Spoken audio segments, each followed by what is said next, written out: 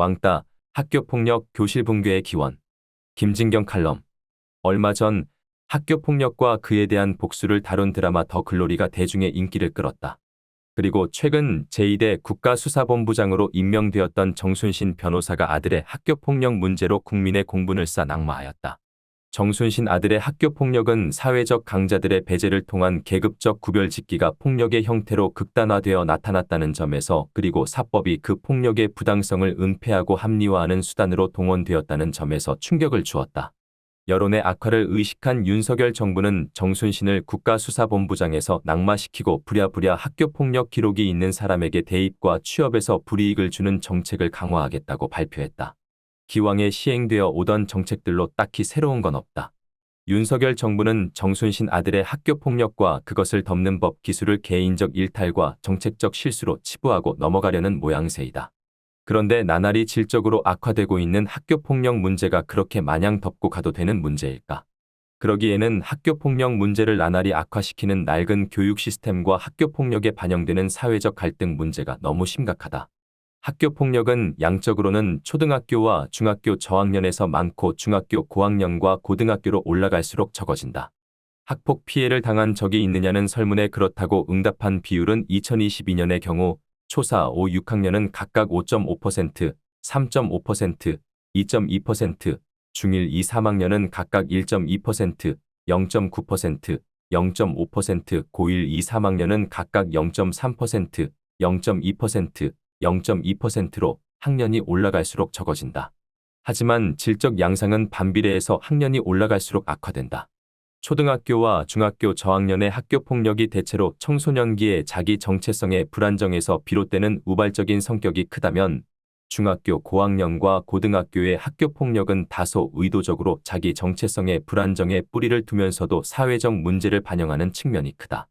학교폭력 문제의 이해를 위해서는 우선 그 기반이 되는 청소년기 자기 정체성의 불안정과 학교폭력과의 관계부터 살펴볼 필요가 있다.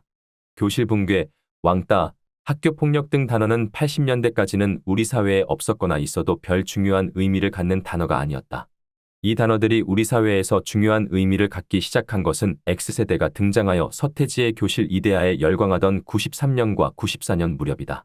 언론에서 대대적으로 교실붕괴, 왕따, 학교폭력 문제의 심각성을 부각하며 이 단어들은 우리 사회가 해결해야 하는 심각한 문제를 가리키는 말이 되었다. 왜 하필이면 90년대 초의 왕따, 학교폭력, 교실붕괴가 심각해지며 사회적 문제로 부각된 것일까? 그것은 X세대라는 신세대의 등장, 즉 90년대 초 4년과 5년 사이에 일어난 아이들의 질적 변화와 관련이 깊다.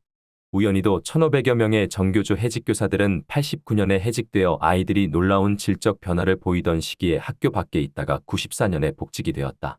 복직한 교사들은 한동안 우울증으로 고생했고 상당수의 복직교사는 정신과 치료를 받기도 했다. 아이들 좋아하는 선생이 아이들에게 돌아갔는데 도대체 왜 그러냐고 물어보면 이구동성으로 89년에 교실에 앉아있던 아이들과 전혀 다른 아이들이 교실에 앉아있어 아무리 노력해도 아이들과 소통이 되지 않는다고 했다. 정교조 해직교사들은 그들에 대한 평가를 어떻게 하든 상관없이 하나 분명한 것은 아이들을 무척 좋아하고 아이들과 소통 경험이 많은 선생들이라는 점이다. 그러니 이들이 아이들과의 소통이 단절되고 있다고 느낀다면 그것은 전반적으로 교사와 학생 간의 소통이 단절되기 시작했다는 것을 뜻할 수밖에 없었다. 교사와 학생 간 소통의 단절은 교육에 사활이 걸린 매우 심각한 문제가 아닐 수 없다. 교육은 최종적으로 교사와 학생 간의 관계에 의해 완성이 되기 때문이다. 그래서 나는 그 시기 청소년들에게서 시작되었던 머리 물들이기 문화를 고리로 아이들의 변화가 어떤 것인지, 왜 변한 것인지를 추적했었다. 그 추적하는 과정까지 얘기하자면 별도의 긴 글이 필요할 것이니 프랑스의 철학자 미셸 푸코의 말을 빌려 결론만 이야기하겠다. 푸코는 농경사회나 산업사회와 같이 인간의 몸, 즉 육체 노동력을 통제할 필요성이 큰 시대에는 정신적 가치는 높게 평가하고 몸의 가치는 낮게 평가하는 방향으로 의식구조가 형성된다고 했다. 그래야만 인간의 몸을 통제하기 쉽기 때문이다. 예를 들어 80년대 구로공단 여공들이 파업을 했다고 하자. 관리자는 여공들에게 정신적 가치는 높고 몸의 가치는 낮으니 육체노동을 하는 너희들은 싸게 받는 게 맞고 육체노동을 하는 너희들은 정신노동을 하는 나의 말을 잘 듣는 게 맞다. 는 논리를 펼 것이다. 정신의 가치를 높게 평가하고 몸의 가치를 낮게 평가하는 의식 구조를 가지고 있는 산업화 시대 여공들은 관리자의 논리를 반박하기 어려워 상대적으로 수능적이 될 가능성이 컸다. 산업화 세대인 우리들의 의식 구조는 미셸 푸코가 말한 대로 정신의 지위는 높고 몸의 지위는 낮은 특성을 가지고 있다. 이런 의식 구조를 가지면 자기 몸을 매체로 자기를 표현하는 문신과 같은 문화를 매우 부정적으로 보게 된다. 유럽 중세의 이런 문화는 이교도나 악마 추종자의 표시로 취급되었고 산업사회에서는 범죄자나 사회적 일탈자의 표시로 취급되었다. 그런데 90년대 초 머리 물들이기가 신세대의 청소년 문화로 등장하여 각광을 받기 시작했다. 신세대들이 머리 물들이기를 문신과 같이 자기 몸을 매체로 자기를 표현하는 문화를 긍정적으로 보기 시작한 것이다. 그러한 문화를 긍정적으로 본다는 것은 의식구조에서 몸의 지위가 상대적으로 높아지고 정신의 지위가 낮아지는 변화가 일어나고 있다는 걸 뜻한다. 90년대 초 4년과 5년 사이에 아이들의 의식구조가 산업화 세대와 반대 방향으로 변화하고 있었던 셈이다. 아이들에게서 그러한 의식구조의 변화가 일어난 이유는 90년대 전후로 한국 사회가 본격적인 지식기반 사회와 본격적인 소비사회로 진입했다는 데서 찾을 수 있다. 지식기반 사회에서 큰 부가가치를 생산하는 것은 지식노동이기 때문에 몸 육체 노동력을 통제할 필요성이 산업사회에 비해 현저히 적어진다. 또한 소비사회의 삶을 둘러싸고 있는 광고의 메시지는 몸의 욕구는 중요하니까 잘 채워야 해. 그걸 얼마나 고급스러운 브랜드로 채우는가가 너의 가치를 결정해. 이다.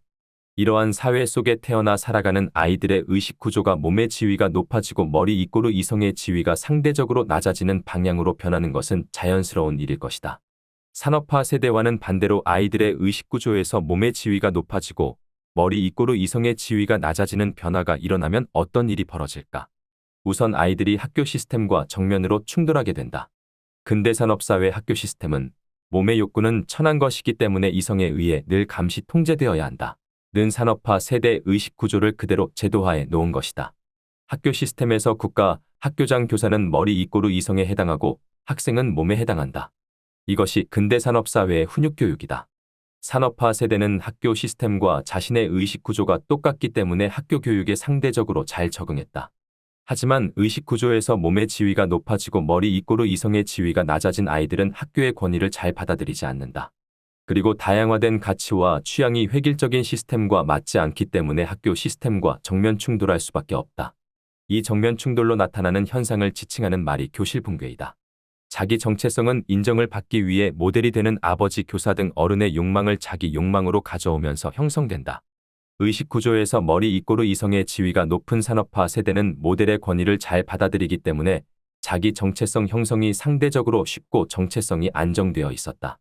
하지만 의식구조에서 머리 이꼬르 이성의 지위가 낮아진 아이들은 모델이 되는 어른의 권위를 잘 받아들이지 않기 때문에 상대적으로 자기 정체성 형성이 어렵고 정체성이 유동화되어 불안정하다. 왕따는 유동화되어 불안정한 자기 정체성을 비정상적인 방법으로 고정시켜 안정화하려는 불가능한 시도라 할 수 있다. 예컨대 반에서 노스페이스 파카를 입지 않은 구성원을 왕따시키면 노스페이스 파카를 입은 나머지 구성원들은 극히 부분적이지만 단일한 정체성을 획득하여 일시적으로 자기 정체성이 안정되는 듯한 효과를 얻는다. 하지만 이 효과는 말 그대로 일시적이어서 왕따는 다른 특성을 가지고 다른 대상을 찾아 반복적으로 이루어질 수밖에 없다. 그리고 구성원들의 자기 정체성이 불안정하면 불안정할수록 폭력적 양상을 띠게 된다. 보면 개별적 학교폭력의 책임은 가해 당사자인 아이들에게 돌아가지만 전체적인 학교폭력의 책임도 아이들에게 있다고 할 수는 없다. 아이들의 의식구조 변화는 본격적인 지식기반 사회와 소비사회로의 진입이 가져온 객관적인 변화이고 싫다고 되돌릴 수 있는 것도 아니니 전체적인 학교폭력의 책임이 어떻게 아이들에게 있다고 할 수 있겠는가. 그 책임은 변화를 못 따라가 변화된 아이들의 건강한 성장과 자기 정기를 가로막고 왜곡시키는 낡은 학교 시스템, 낡은 사회 시스템, 낡은 산업사회형 의식과 관행에 있는 게 아닐까.